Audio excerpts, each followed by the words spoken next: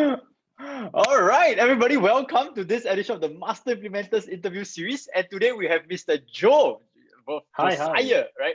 So excited to have you here on Joe, right? So Joe, before we get started, right, share a little bit about yourself, your story, and where, like, what are you doing right now?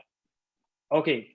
Anyway, I'll begin first by saying I think probably this is my I will be giving you my first time, right? My Wow. 第一次给了你. Okay. Anyway, basically, right now, I coach many of the Asia's top speakers, trainers, and educators.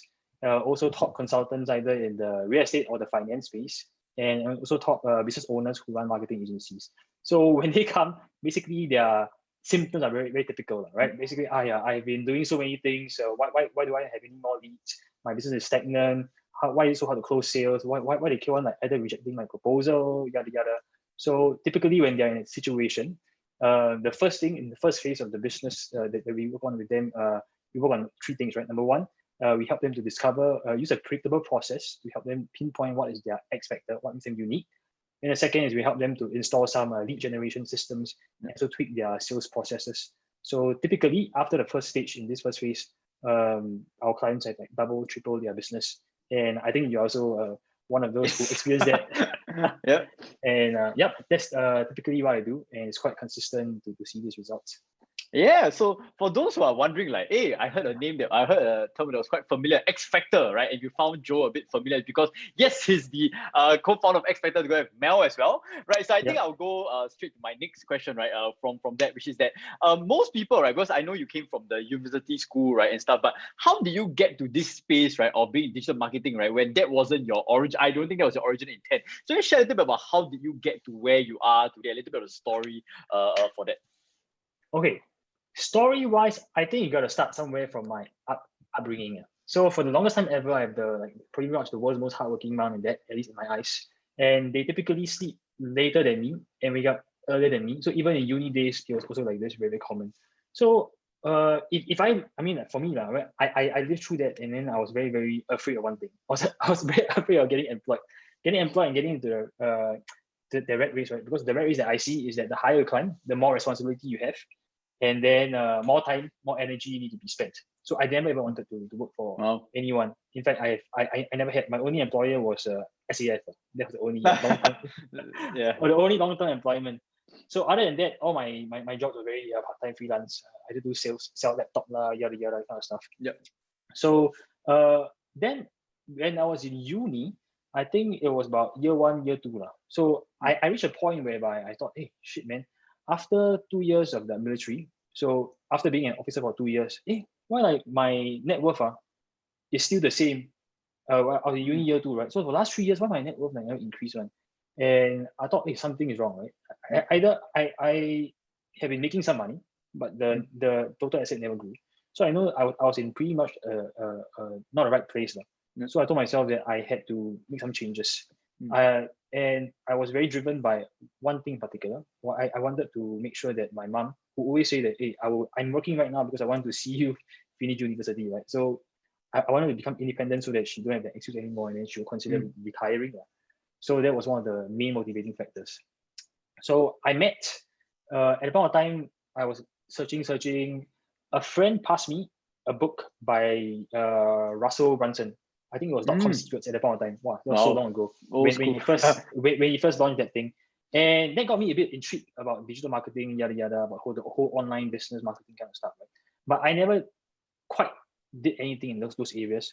But at least it opened up my eyes into the whole online marketing space. Yep. So about 4 or 5 months later, there was a particular person who was pretty much, I noticed many of the top guys in Singapore were learning from him. At the point of time, his name is Eddie, and he's my first mentor. So basically, I searched him up. Since I saw, wow, these other guys are learning from him. Why should I go and explore and go and learn a bit, right? So I thought that was my big break. I learned from someone who has been there, done that, and making 6 figures per month. So I thought, okay, let's go and pursue that. So I wrote in to him. I go and add him on Facebook. Then I go and attempt to DM him, bro. And then he never replied me. I'm like, wow, this guy damn hard to get. I'm like, damn hard to reach. I thought like maybe he told me or he don't want to reply me, yada, right? Then eventually one day after church, wow, I think it's something like God's gift. Suddenly after church, I walked up. I was about to cross the road to go to the kopitiam opposite. And then I saw my phone. Eddie replied. And I'm like, oh shit, that's amazing. He said something along the lines of like, hey, your message went to don't know what, whatever box. Junk or something. Something like that. Then he didn't see. And then or the unread box. Then he asked to meet up. So at that time I was like so happy, right? I really wanted to learn from him. So that was the most crazy thing that I did. Can you imagine, before I met him, I actually went to pen a letter because I was like, I really want to learn from him. Whatever he is teaching, basically you have no idea what he's teaching on. It's a blind offer. So I wrote a letter telling him that I want to learn from him. And then I met him at a cafe somewhere in Balestier. And eventually, at the spot, he offered me a chance to study with him. And that particular opportunity was about like a 2 weeks thing. Right? So every single day for 2 weeks, you can learn from him. So the only problem at the point of time was the cost fee was entirely more than my whole net worth.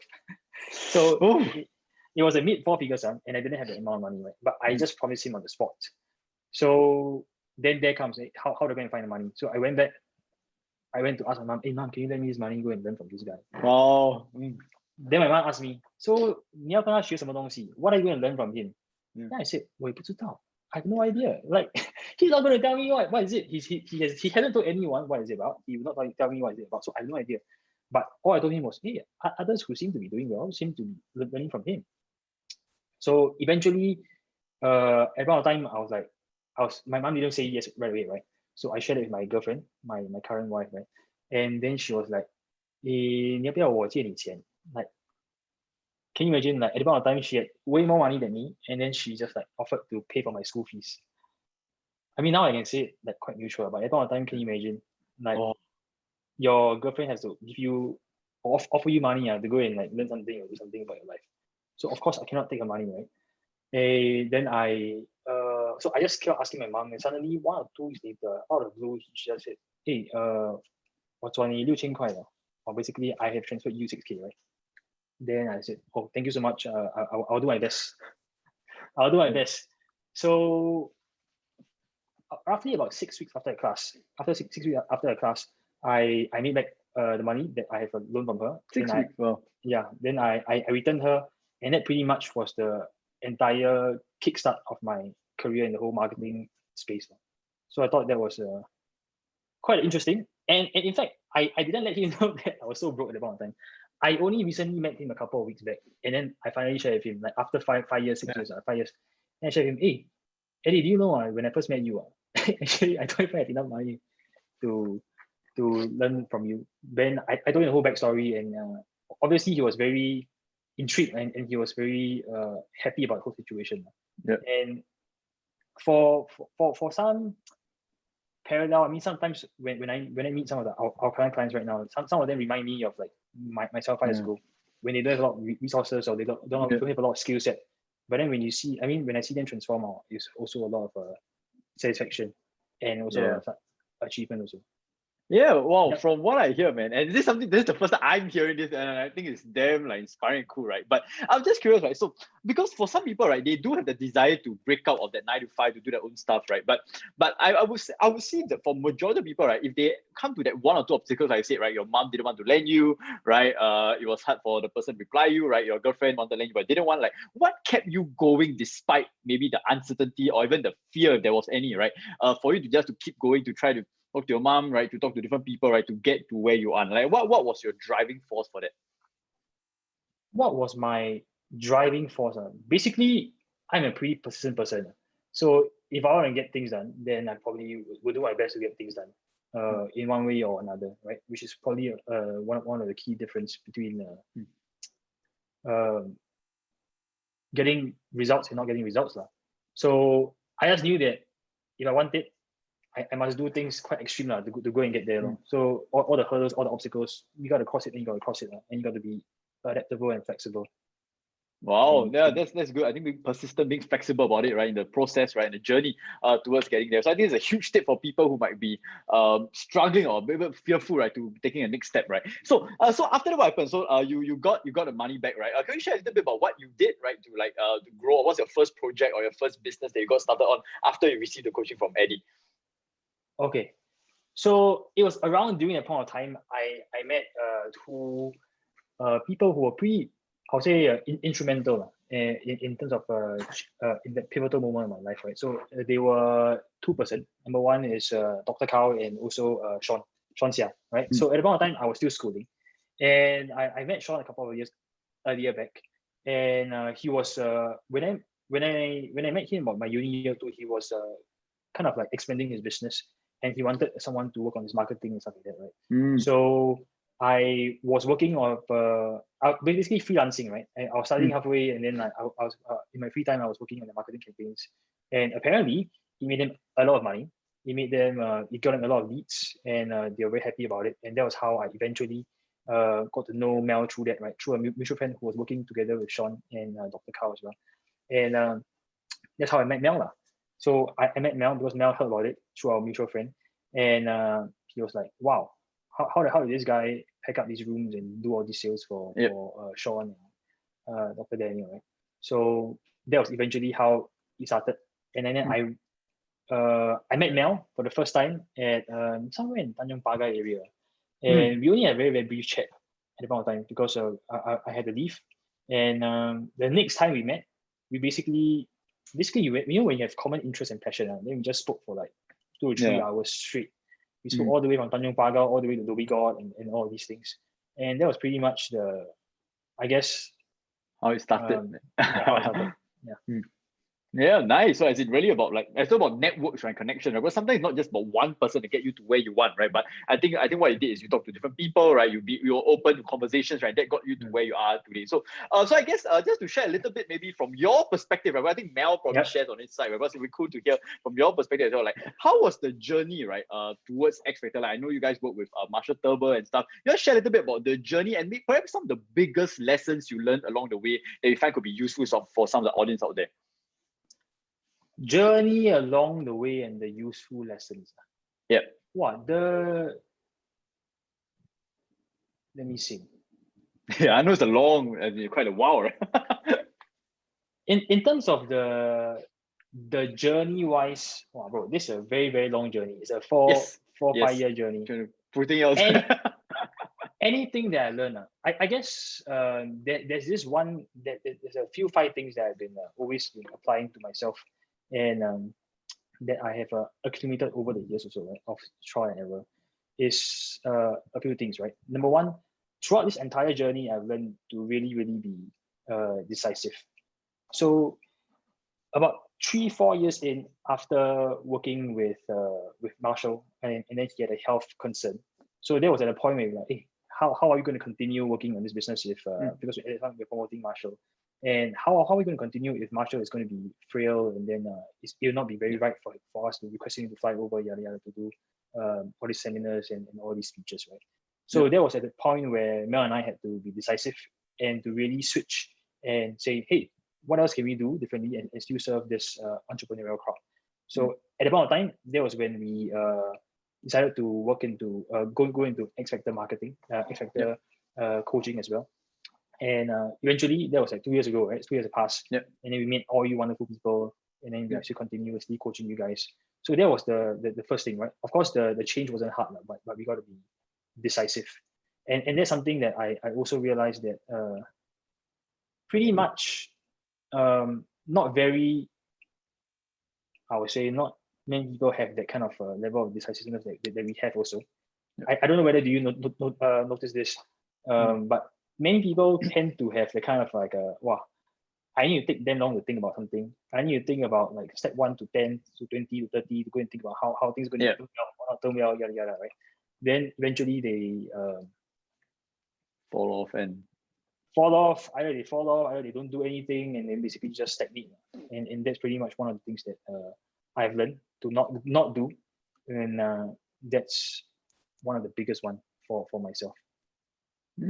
Wonderful. Like I think what you say about being decisive, because right now, right, from what I see, right, there's huge amount of information overload.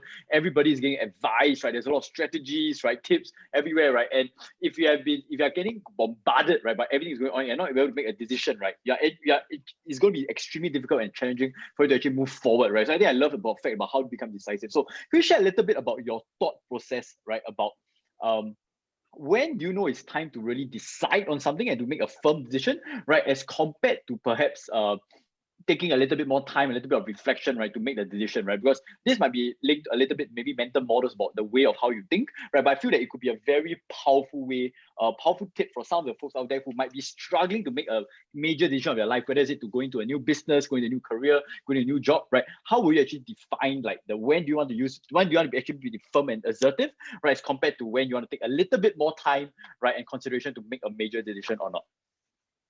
Okay, that is a good question. So anyway, I think, bro, since we're so casual here, right? I just you do our best to prompt me again, because I'm not like Mel. Well, Mel can really go I on. know. He can give like really a lot of stuff. So if you prompt me, then I will probably give you certain things that you're looking for. So in terms of decisiveness and in terms of mental models and all of these, I think this is one key thing that we really share with our clients, right? Because if the elite guys they are definitely way more decisive in others. And that's also something that has, if you don't have it, it's going to be a detrimental thing, but it can be trained on. So let me tell you early on, like how I force myself also to be decisive also. It always starts from the very, very simple things, okay? Even simple things like ordering food. Of course, when you go to a hawker center, then you go and order food. Oh, got like, don't know, 30 stores, 20 stores, so many different choices, right? So early on, I knew that if I'm not decisive, I am not going to succeed in any business that I do. Where I've seen many prospects come across like in behaving in that manner. And typically when we speak with them, let's say in like the whole coaching context, and they are thinking whether they want to work with us or not, then they go like, hey, can you please tell me more about this? Can you please share with me how what are the 10 different milestones you're going to work with me on? Can you please go and blah, blah, blah, blah.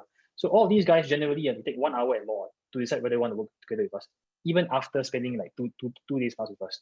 And in those scenarios, typically that's a red flag. And we are definitely not going to work with them, simply because they will take the whole the whole very slow, decisive mindset to their business. Wow. And we want to stay far away from them. And I know that even the mentors that I want to pursue and want to work with and go and learn from, if they notice the kind of thing in me, they will also shun me. So I better not be the kind of person, right? So I think it all starts with why you need to be decisive first, not how to be decisive. So I know it's very important for me to be decisive. If I'm not, no one wants to work with me, no one wants to mentor me. And even if I want to run things in my business, I cannot move things fast and I cannot get things done. So starting from the point of why, right, and truly understanding it, then we can move into the how. The how is very simple stuff, but it can be trained. But I think if a person masters the why they need to be decisive is way more important than the how. I mean, for myself, very simple stuff, like when it comes to ordering food, I just make sure that I go in there, I don't take more than 1 minute to decide whatever I want to eat. If I have ordered already and I just like, oh, I come across something else that could be potentially better, I just stick with my choice first. We order it, right? So that's a large part of being decisive. And when you mentioned about how, in terms of the mental model wise, a few simple ones that I think quite universal that can be applied is definitely the 80-20, right? 80-20, right? So what are some of the small things, what are some of the 20% of things that if you decide upon will give you majority of the results? That is definitely one of them. Other than that, it will be the pros and cons video. So if you have the pros and cons and you have 80-20, pretty much can go and decide on many different things.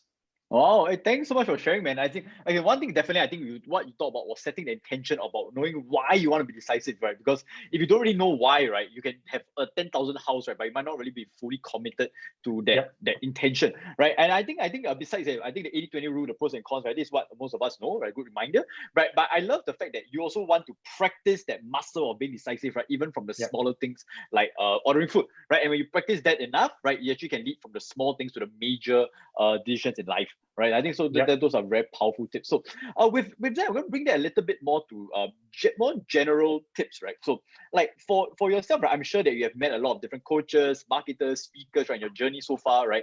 And taking into context of 2021 right now, right, as of this time of the interview, like what do you see are some of the biggest mistakes, right? That you feel that a lot of, let's say, the different marketers or coaches or people who are starting out in the space, right? Or even those who might be rather experienced, right, tend to be making right now in today's time, right? Just to find out like what are some of your biggest observations of the mistakes, right, that you see that are most common right now in your space at the moment.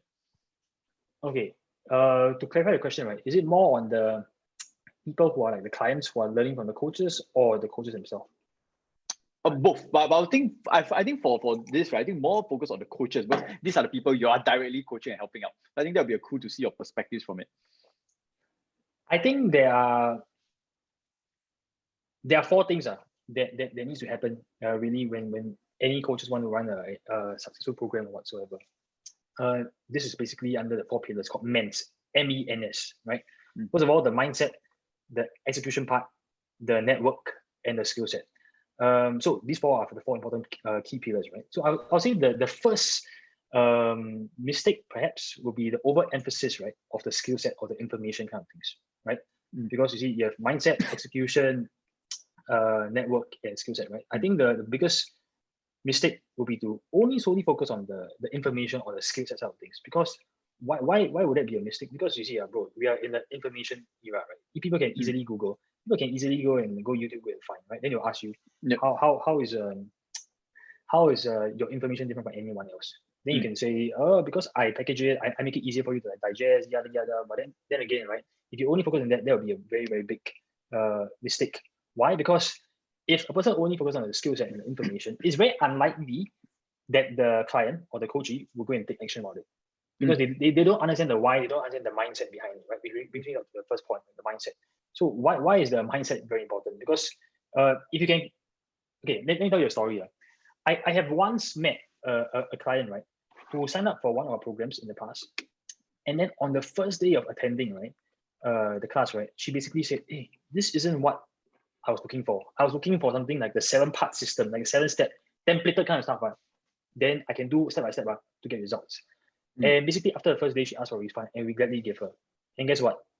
Now 5 years later, that she's nowhere to be seen, right? Basically, she wants to follow a step-by-step game plan that will, I don't know, will it work through a test of time? I don't think so. But if you learn from the mindset point of view, right, which is understanding the principle and the mental models and the theories behind why a person does something or why the coach does something, then you're definitely going to succeed, because that's the reason why they execute. That's the reason why they do it. They do what they do. It's because they understand the why, right? They understand the mindset behind all of these. So basically, there are two kinds of practitioners, right? Either the elite ones or the average one, right? And typically, the elite ones that we coach, right, have a very different approach to this. Number one, in terms of mindset-wise, right, they understand the importance and it take a very long time, right, to go and learn and to pursue this, learning all the mindset, all the mental models and all the principles, all of these things. While the average person probably takes a very short amount of time. And one of the signs of the symptoms of a person who if they think that they know it all in like less than a year, pretty much that is not going to be right now. Because correct me if I'm wrong, Bruce Lee studied with his mentor Ip Man for about 4 years and practiced with him very, very heavily for 4 years. He learned so many different things. If a person think that they can learn something in 3 weeks, 3 months, 6 months, 1 year, that is pretty much quite an amateur kind of thinking, quite an average person kind of thinking, right? So I would say the first thing is the mindset, right? And the coach is probably focused on some of the mindset stuff. And then second is, apart from that, is the execution, right? Execution is one very, very important thing. Again, I'm not certain because how the other coaches are doing it, but I'm making a wild guess. If they only focus on just like giving the content, seeing you once or twice a month, or recording some stuff for you, putting it online for you, having an online course and all of these things, I'm going to make a wild educated guess that their clients are not going to fly for sure, because they will lack either the hand holding or the care needed for execution, which is a huge thing, right? It's a huge thing that we do in XFactor, our coaching as well, and XFactor as well, because I realized after coaching so many clients for so long period of time, you can do your best as a coach to teach them certain things, can share them certain information, you can share them the framework, the template. Yet when it comes to execution, they are definitely going to meet a lot of roadblock. And then the thing is, when they meet roadblock, right, they may or may not even tell you they are facing a roadblock, and you gotta either follow up very closely to guess or whatsoever, right? So again, if the coach doesn't focus on the execution part, it definitely is going to be a large mistake. So that means that definitely on that note means what? You gotta have some element, right? Like us, right? We probably focus much on 20% on like the new knowledge and 80% on the execution side of things. And this is also a point here that I don't know, for the listeners who are listening into this, I noticed something called a growth horn as well. What does growth horn mean? like knowledge point of that, because you're bro, you stand for master implementer, right? So you definitely a huge proponent for this. And some people think that they learn something, and then they're always pursuing new knowledge. And knowledge always seems very shook and very, very fun, right? When something is like very new to you. And then they go from one knowledge to the next knowledge, wow, then they hop on the coaching course looking for a new knowledge. But then it's like, and then you ask them, how much are you executing? Then they also can't really tell you, or they never really do much, right? So on that note, guess what? These are the guys who generally don't see much results. And therefore, if a coach wants to build a solid program, then they need to take care of this execution part. And third thing, which I think is very important, is the network portion of things. Because if I'm just like discovering what I see, right? Is if there is a huge offering of like an online course, and people just like, you expect people to go and download and watch it. Bro, have you seen people who get a lot of success by downloading courses and go watch it? Yeah, very no. Pretty much a disaster, right? So on that note, I can see you're also curating and you're building a network for your program.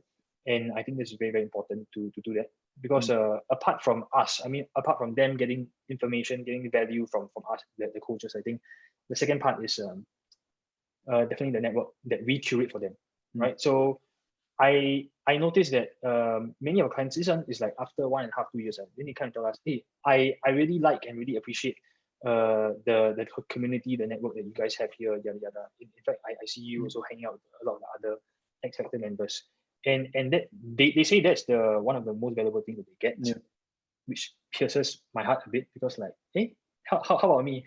Like, no, just kidding. But then I'm glad they get the value. But the thing here is, on that note, I realized if the element of the community, the element of the network, the whole camaraderie isn't there, then basically they don't have a support network, right? They don't have people, and the environment isn't there enough to support them to carry through whatever probably you have teach them, also probably not talk to clients also. So that's another very important thing. So all in all, to summarize, I think again, right, it's MENS, right? MENS. Don't just focus on the biggest mistake is just to focus on the skill set side of things, the information side of things, but also have the other three pillars, right? The mindset drilled in for the clients, the emphasis on execution, and also on the network curation, and also the facilitation of the interaction and all these things. Yeah. Wow, I think there was some gold right there, right? I think especially I like the fact that you said that if Ip Man took 4 years to get mentored by Ip Man, if Bruce Lee got 4 years to be mentored by Ip Man, right? How long do you think you need to actually be good at something, right? To practice, right? To actually be a master at something, right? I think that's something that people tend to be a lot more impatient right now. I think it's a very good reminder for people that if you really want to get to be extremely good at something, right? You're going to work on it for like a couple of years before you can tell yourself, say, hey, I'm actually good at that thing, right? Of course, obviously, I think, yes, we talk a lot about execution, implementation, that's something we focus a lot on. And I think networks, right? I think we talk about like you are the average of the 5 people you hang out with, right? I think that's very powerful, right? The fact that your environment also shapes who you are. And I think that's a very underrated part of where a good coaching program or a good support environment should be like for your success as well. Yeah, so totally. In fact, I want to add in one more point, which I think is very apt, because you talk about network here. So I was recently watching one interview that Lee Chong Wei did with a Chinese host. Wow, it was quite interesting, because right now he really retired, and he's really recuperating and no longer playing badminton already, right? Yeah. Then he was sharing with this host that one of the Chinese coaches, the China team coach, right, told Lee Chong Wei that if you are in my team right now, right, you will have already been world number 1. You will have beat Lin Tan. Bro, isn't that crazy? When I heard it, I was like nuts. What the hell just happened, man? Like the Chinese coach said to Lee Chong Wei, was the world number 2, right? If you're in my team, you will be world number 1, like beating Lin Tan. Then I was like very curious why, right? So the coach told Lee Chong Wei this. Basically, the whole situation was this. He was whenever Lee Chong Wei was sparring, right? He didn't choose his sparring partner. He didn't choose his national coach and any of these things. In his words, 国家给我的我就拿, right? It means whatever the country gives me, I will just use. So he didn't want to pick his coach. He didn't want to pick his sparring team members or whatsoever. And of course, his sparring team members won the world the elite, right? Won the elite in the whole world. But Lin Tan's sparring partners are all like world number 3, 4, 5, blah, blah, blah. That kind of standard, right? So can you imagine Lin Tan's a huge part of Din Tan's success, right, is because he is sparring with all these guys who are at a very, very high level. And Lee Chong Wei was sparring with people who are lower level, maybe the 10 plus or whatsoever one. And then the difference is world number 1 versus world number 2. Can you imagine? I thought that was quite interesting, right, bro? Like if your sparring network, the people that you hang out with aren't higher than you or like very, very at the top, it makes a huge difference. So when I heard that, I was like, wow, that's so cool. But then again, he cannot rewind back time, right? He is a loyal to his country kind of person, and he don't want to change. He don't want to choose. And guess what? Probably if he changes coach or he changes the team that he's in, maybe may not be the same. Well, that's I mean, obviously, yeah, like you said, like it's his decision, right? Whether with his country and working with whoever, right? But that was a powerful thing, like if he were to change the environment just a little bit, like saying the sparring partner, the coaches, right, it could have been easily number 1 and probably stayed there a lot longer. I think wow, that's a very cool fact that I never heard. Super cool. Thanks so much for sharing.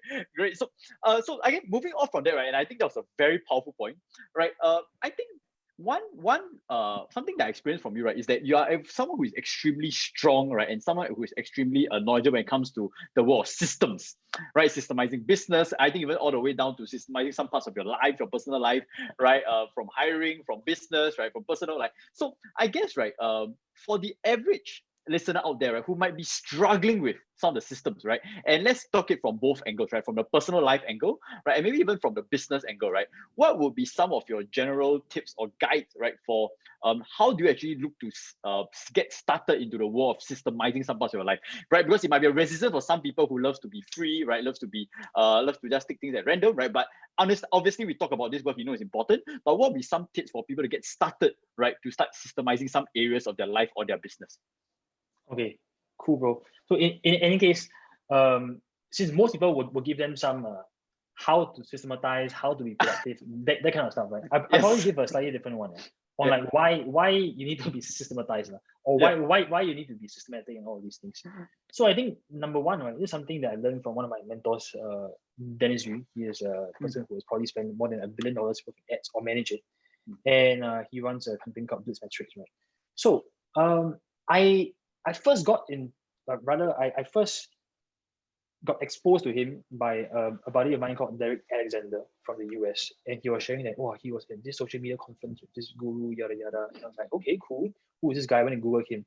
And I saw his credentials and I saw that he was running his agency with team members who are very young, like 20-ish, very, very young. And then they're running so many, the campaign that they're managing was so large for like Nike, Adidas, like Monster, and so many of these companies, right? Even Golden State Warriors. So like, how the hell does he do it?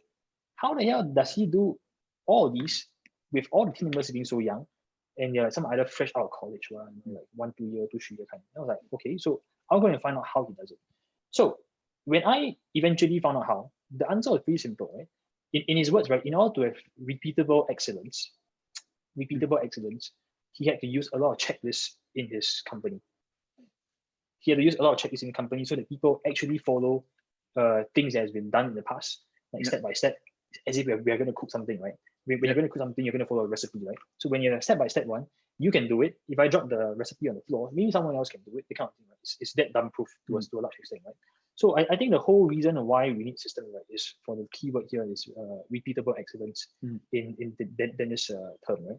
Is if you cannot do things at a high level over and over again, that means to say that you are lacking either a checklist, a recipe, or any of these documentation.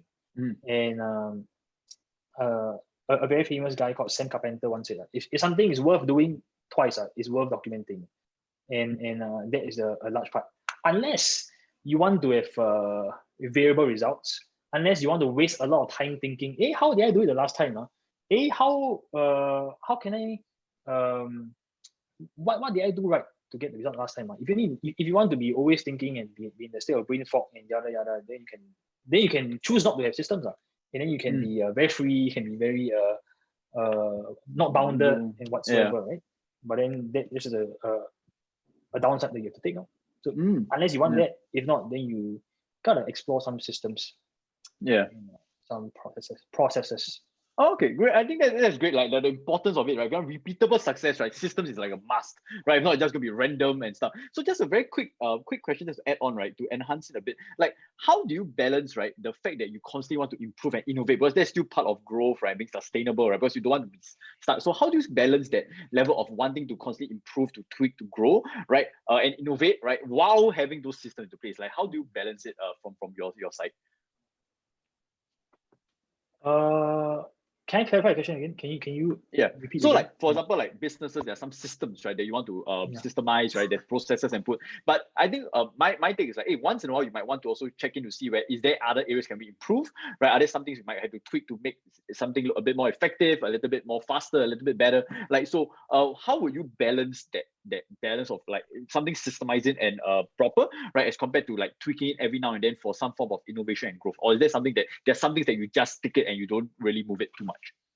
Okay, cool. Now I understand. So basically, I think it is a pretty much. I don't think it is like a either or thing. You can either do one thing and you can do the other. I think it must be a combined. So even when you have certain systems and you have certain things, you gotta have a process within that system that says, hey, and a curiosity to ask, hey, am I doing things? Is this the best way to do it? Can I do it better? Is there any way to do it more efficient, more fast, or is there a more creative way to do certain things? Right? Is there a better way? So I think part of the system of having a system is to have that built in, so that you're always refining, and not just be stuck with uh, status quo, which is Mm, a large thing between what we share with our clients and others, right? Because others tend to have a template and then they never innovate, they never add in new things. But we always understand that if we don't innovate, then probably we are going to be obsolete very, very soon. yeah. So that is a mindset to have even when you are systemizing. Okay, yeah, I think definitely not mutually exclusive, right? But how do you Yeah. tweak the process, right? And that's how you constantly grow, right? While making sure you systemize some of the things so that you can focus on the things that truly matter as well, right? So I think that's a very powerful balance. So, with that, right? I guess this is one of my last questions, right, for today, right? Because I know we have to run off. So, if let's say, right, you had to start your entrepreneurial journey over again, right? So I think you might have heard of this question before, right? Myself with firm, like let's say you left, you had to restart everything, right? In a new city, there's still Wi-Fi, you still have some money for food and stuff, right? Like what will you do, right? From if you had to start completely from scratch, right, from day zero, if to not only get back to where you are today, but to bounce back beyond it, what would be some of the actionable, executable steps that you would take for yourself, right, to get back to where you are today right now? Okay. Assuming that I'm going to restart from day zero without the knowledge that I have right now, without the network that Yeah. I have right now, the first thing I will do is I will not be dumb. I will not attempt to figure it out by myself for sure. I will find out who the hell is doing whatever I want to do and doing at a very, very high level, and I'll go and search the person out. Either I work for him for free, either I beg to work with him, or I'll do whatever it takes to learn from this guy, right? Yeah. Either under internship, either mentorship or whatsoever. As long as I can learn those skill sets, those mindsets, and probably if I can add value to his network, and probably if he can introduce me to his network and all of these things, I think that would be definitely the place that I will start. And I also understand that that's also pretty much a gap. Basically, some things that many of the people who we currently coach they don't have, right? Mm, They either don't have the knowledge, they don't have the network, or what, and or any of these things, and which is why in XFactor, Melvin and myself we seek to bridge this gap and to give people who don't have it and access to all of these things. And apart from that, to go beyond, it will be to always find people who are basically it's like the men's 4 pillars mm, that I share with you. Right? Always to find people with better mindset than me, who are doing, mm. who have better execution than me, who have better network than me, and skill set than me, and to always learn from them and to always climb. Mm. Wow, I think it's a simple answer, right? But it's so profound, right? Because ultimately, right, you're gonna start from scratch. You want to get accelerate your growth, you want to grow to where you are, right? You just have to find enough people who have been there where you want, right? Follow them, model them, right? Learn from them, execute, right? And then you're gonna get to where you want. So that's a simple, powerful answer. And I think that's also one of the reasons why I love XFactor, right? At least for me, for my personal journey, right? A lot of progress I've achieved would have been possible without joining you guys, you and Mel. And I'm going to be always grateful for it. All right. So Thank with you. that, the final one, right? I know that I said a lot of finals, right? But any last words for the audience out there, right? And I think let's put it a little bit context, right? Of the folks, right, who might have the desire, right, to achieve something more, right, whether is it a better income, right, to get a 9 to 5, right, but might be struggling with some of their daily actions, right? They might be struggling in terms of maybe resistance, fear, or maybe routines or habits, right? What might be some of your final or your last words, right, for this group of people, right, who they do have desire, right, but they actually want to achieve, but they're still struggling in some aspects? What would be some of your last or final words, right, as we end off this interview as well? I think to summarize, they should probably go and download all of Mark's podcasts, all the interview that you have done with all these people, and they should listen it and study like how they will study any of their religious texts or material for at least the next 90 days. I think that's a good place to start. Thanks. Yeah. So yeah, I guess the last one is where can audience find you, right? How we connect with them, and we'll end off the interview. So anywhere where they can find you, and where would you like to connect with them, if any? Okay, so if anyone who is listening happens to be either a coach, a speaker, or a consultant in the real estate or finance space, or you run a business who is in the area of a marketing agency, and you have been stagnant, you have no idea what to do to bring your business to the next level, then you can do one or two things. Number one, I think you can check out a webinar that my buddy Melvin does on a regular basis. You can find it at XFactorwebinar.com, XFactorwebinar.com. Or if you want some frameworks, some templates that we've been using, that our clients have been using to get success, you can go to XFactorresources.com. So these two things, they'll be able to get a good start there.